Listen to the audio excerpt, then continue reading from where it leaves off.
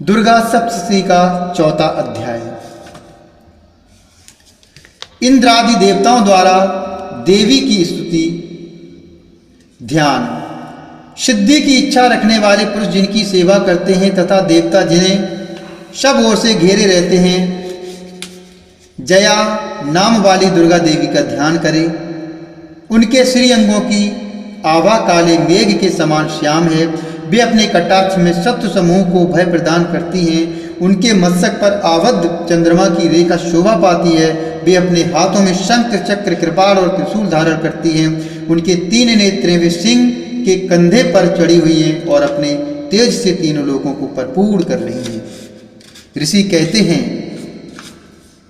अत्यंत पराक्रमी दुरात्मा महिषासुर तथा उसकी दैत्य सेना के देवी के हाथ से मारे जाने पर इंद्र आदि देवता प्रणाम के लिए गर्दन तथा कंधे झुकाकर उन भगवती दुर्गा का उत्तम वचनों द्वारा स्तवन करने लगे।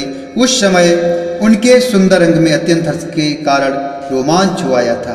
देवता बोले, संपूर्ण देवताओं का शक्ति का समुदाय, संपूर्ण देवताओं की शक्ति का समुदाय ही जिनका स्वरूप है तथा जिन देवी ने अपनी शक्ति से संपूर्ण जगत को व्याप्त कर रखा है, समस्त देवताओं और महर्षियों की पूजनीय उन जगदम्बा को हम भक्तिपूर्वक नमस्कार करते हैं। वे हम लोगों का कल्याण करें।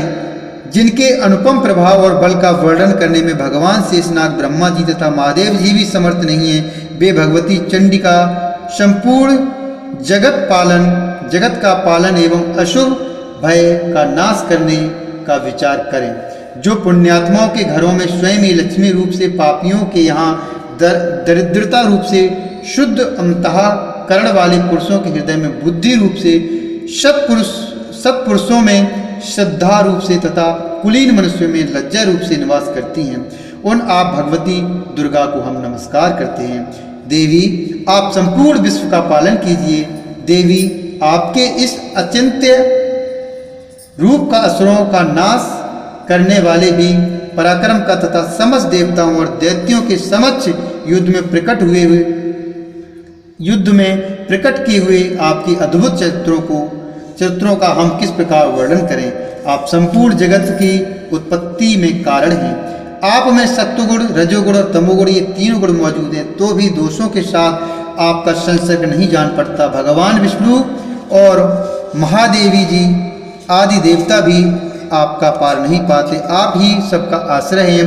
यह समस्त जगत आपका अंशभूत है, क्योंकि आप सबकी आदिभूत अव्याकृता परा प्रकृति हैं। देवी, संपूर्ण यज्ञों में जिसके उच्चारण से सब देवता तृप्ति लाभ करते हैं, वह स्वाहा आप ही हैं। इसके अतिरिक्त आप पितरों की भी तृप्ति का कारण हैं। अतएव सब लोग आपको स्वधा भी कहते हैं। देवी, जो मोक्ष की प्राप्ति का साधन है, अचिंत्य महाव्रत स्वरूपा है, समस्त दोषों रहित जितेंद्रिय तत्व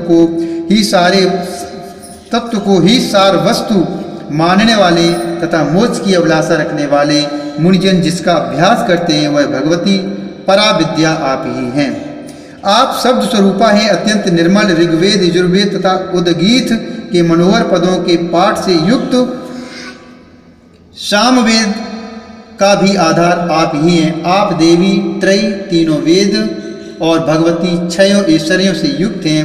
इस विश्व की उत्पत्ति एवं पालन के लिए आप ही वार्ता, खेती एवं आजीविका के रूप में प्रकट हुई हैं। आप संपूर्ण जगत की घोर पीड़ा का नाश करने वाली हैं। देवी, जिससे समस्त शास्त्रों के सार का ज्ञान होता है, वह मेधा शक्ति आप ही हैं। दुर्गम भवसागर से पार उतारने वाली नौका रूप दुर्गा देवी भी आप ही हैं। आपकी कहीं भी आसक्ति नहीं है। केटक के शत्रु भगवान विष्णु के वक्षा स्थल में एकत्र निवास करने वाली भगवती लक्ष्मी तथा भगवान चंद्रशेखर द्वारा सम्मानित गौरी देवी भी आप ही हैं। आपका मुख मंद मुस्कान से सुशोभित निर्मल पूर्ण चंद्रमा के बिंब का अनुकरण करने वाला और उत्तम स्वर्ण की मनोहर कांति से कमनीय है, तो भी उसे देखकर महिषासुर को क्रोध हुआ और सहसा उसने उन पर प्रहार कर दिया। यह बड़ी आश्चर्य की बात है। देवी, वही मुख जब क्रोध से युक्त होने पर उदय काल के चंद्रमा की भांति लाल और तनी हुई भौं के कारण विकराल हो उठा, तब उसे देखकर जो महिषासुर के प्राण तुरंत नहीं निकल गए, यह उससे भी बढ़कर आश्चर्य की बात है, क्योंकि क्रोध में भरे हुए यमराज को देखकर भला कौन जीवित रह सकता है। देवी आप प्रसन्न हो, परमात्मा स्वरूपा, आपके प्रसन्न होने पर जगत का अभ्युदय होता है और क्रोध में भर जाने पर आप तत्काल ही कितने कुलों का सर्वनाश कर डालती हैं। यह बात अभी अनुभव में आई है, क्योंकि महिषासुर कि यह विशाल सेना क्षण भर में आपके कोप से नष्ट हो गई। सदा अभ्युदय प्रदान करने वाली आप जिन पर प्रसन्न रहती हैं, वे ही देश में सम्मानित हैं। उन्हीं को धन और यश की प्राप्ति होती है, उन्हीं का धर्म कभी शिथिल नहीं होता, तथा वे ही अपने हष्ट पुष्ट स्त्री पुत्र और भृत्यों के साथ धन माने जाते हैं। देवी आपकी ही कृपा से पुण्यात्मा पुरुष प्रतिदिन अत्यंत श्रद्धापूर्वक सदा सब प्रकार के धर्मापूर्ण कर्म करता है और उसके प्रभाव से स्वर्गलोक में जाता है। इसलिए आप तीनों लोकों में निश्चय ही मनोवांछित फल देने वाली हैं। माँ दुर्गे, आप स्मरण करने पर सब प्राणियों का भय हर लेती हैं और स्वस्थ पुरुषों द्वारा चिंतन करने पर उन्हें परम कल्याणमय बुद्धि प्रदान करती हैं। दुख, दरिद्रता और भय हरने वाली देवी, आपके सिवा दूसरी कौन है जिसका चित्त सबका उपकार करने के लिए सदा ही दायद्र रहता हो। देवी, इन राक्षसों के मारने से संसार को सुख मिले तथा ये राक्षस चिरकाल तक नरक में रहने के लिए भले ही पाप करते रहे हों, इस समय संग्राम में मृत्यु को प्राप्त होकर स्वर्गलोक में जाएं। निश्चय ही यह सोचकर आप शत्रुओं का वध करती हैं। आप शत्रुओं पर शस्त्रों का प्रहार क्यों करती हैं? समस्त असुरों को दृष्टिपात मात्र से ही भस्म क्यों नहीं कर देती? इसमें एक रहस्य है। ये शत्रु भी हमारे शस्त्रों से पवित्र होकर उत्तम लोक में जाएं। इस प्रकार उनके प्रति भी आपका विचार अत्यंत उत्तम रहता है। खड्ग के तेज पुंज की भयंकर दीप्ति से तथा आपके त्रिशूल के अग्रभाग की घनीभूत प्रभा से चौंधिया कर जो असुरों की आंखें फूट नहीं गईं, उसमें कारण यही था कि वे मनोहर रश्मियों से युक्त चंद्रमा के समान आनंद प्रदान करने वाले आपके सुंदर मुख का दर्शन करते थे। देवी, आपका शील दुराचारियों के बुरे बर्ताव को दूर करने वाला है। साथ ही यह रूप ऐसा है जो कभी चिंतन में भी नहीं आ सकता और जिसकी कभी दूसरों से तुलना भी नहीं की जा सकती, तथा आपका बल और पराक्रम तो उन दैत्यों का भी नाश करने वाला है जो कभी देवताओं के पराक्रम को भी नष्ट कर चुके थे। इस प्रकार आपने शत्रुओं पर भी अपनी दया ही प्रकट की। वरदायिनी देवी, आपके इस पराक्रमी किसके साथ तुलना हो सकती है? आपके इस पराक्रम की किसके साथ तुलना हो सकती है? तथा शत्रुओं को भय देने वाला एवं अत्यंत मनोहर ऐसा रूप भी आपके सिवा और कहाँ है? हृदय में कृपा और युद्ध में निष्ठुरता, ये दोनों बातें तीनों लोकों के भीतर केवल आप में ही देखी गई हैं। माता, आपने शत्रुओं का नाश करके इस समस्त त्रिलोक की रक्षा की है। उन शत्रुओं को भी युद्ध भूमि में मारकर स्वर्गलोक में पहुंचाया है तथा उन्मत्त दैत्यों से प्राप्त होने वाले हम लोगों के भय को भी दूर कर दिया है। आपको हमारा नमस्कार है देवी। आप शूल से हमारी रक्षा करें अंबिके, आप खड्ग से हमारी रक्षा करें तथा घंटा की ध्वनि और धनुष की टंकार से भी हम लोगों की रक्षा करें। चंडिके, पूर्व, पश्चिम और दक्षिण दिशा में आप हमारी रक्षा करें तथा ईश्वरी अपने त्रिशूल को घुमाकर आप उत्तर दिशा में भी हमारी रक्षा करें।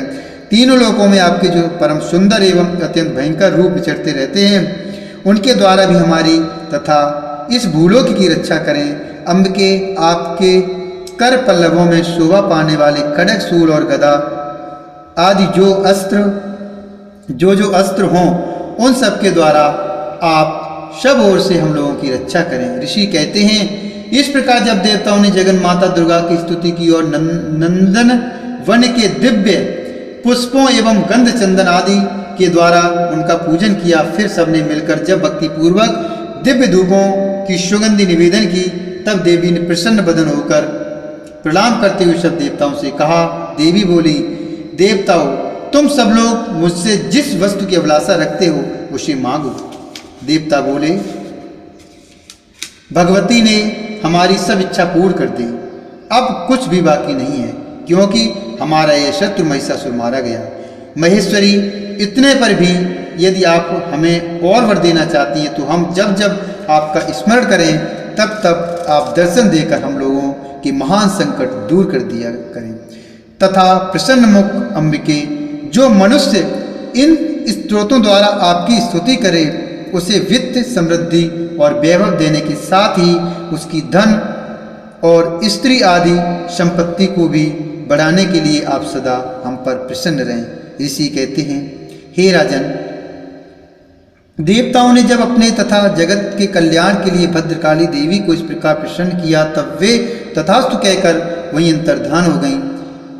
भूपाल, इस प्रकार पूर्व काल में तीनों लोकों का हित चाहने वाली देवी जिस प्रकार देवताओं के शरीर में प्रकट हुई थी, देवताओं के शरीर से प्रकट हुई थी, वह सब कथा मैंने कह सुनाई। अब पुनः देवताओं का उपकार करने वाली वे देवी दुष्ट दैत्यों तथा शुंभ निशुंभ का वध करने एवं सब लोगों की रक्षा करने के लिए गौरी देवी के शरीर से जिस प्रकार प्रकट हुई थी वह सब प्रसंग मेरे मुंह से सुनो, मैं उसका तुमसे यथावत वर्णन करता हूँ।